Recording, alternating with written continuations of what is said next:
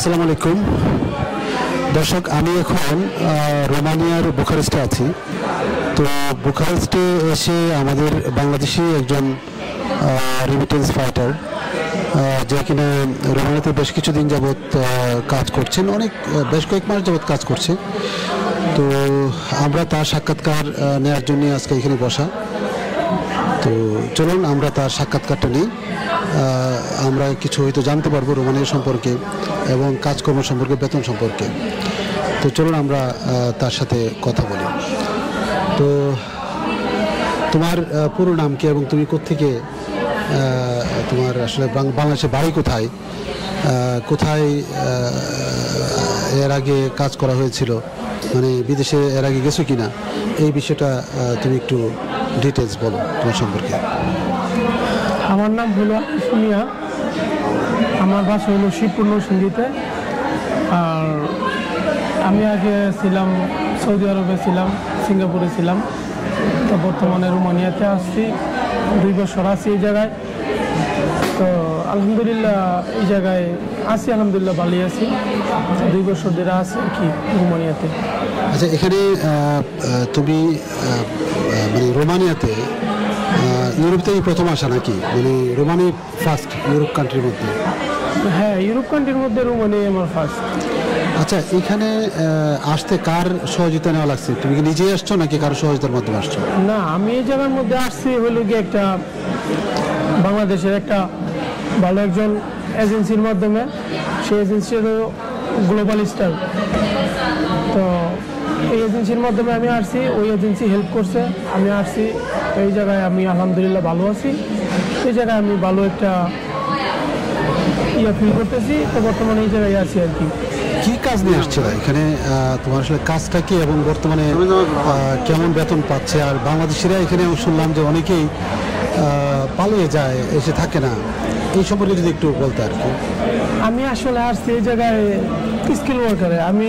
আমার প্রফেশনাল, আমি একজন ওয়েল্ডার। তো আমি এই জায়গায় ওয়েল্ডিংয়ের কাজে আসছি। এবার আমি অন্য যা দেশে ছিলাম, সিঙ্গাপুরে, সৌদি আরবে, ওই সব দেশে আমি ওয়েল্ডিংয়ের কাজ করছি। তো বর্তমানে মনে করেন যে আছি আলহামদুলিল্লাহ ভালো। আর যারা পালিয়ে যায়, দেখা গেছে ওদের টার্গেট থাকে যে ইউরোপে আসবে, আসার পরে ওরা পালিয়ে যাবে, ওই রকম দেখা গেছে ওদের কোনো স্কিল নেই।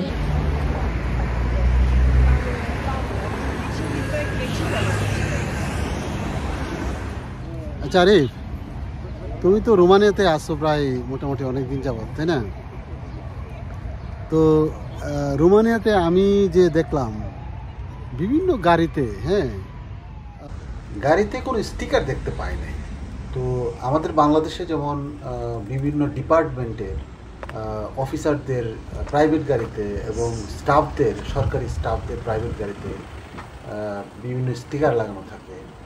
পুলিশের গাড়িতে মানে পুলিশের প্রাইভেট গাড়িতে পুলিশ লেখা থাকে, তারপরে র্যাবের প্রাইভেট গাড়িতে র্যাব লেখা থাকে, সাংবাদিকদের প্রাইভেট গাড়িতে সাংবাদিক লেখা থাকে।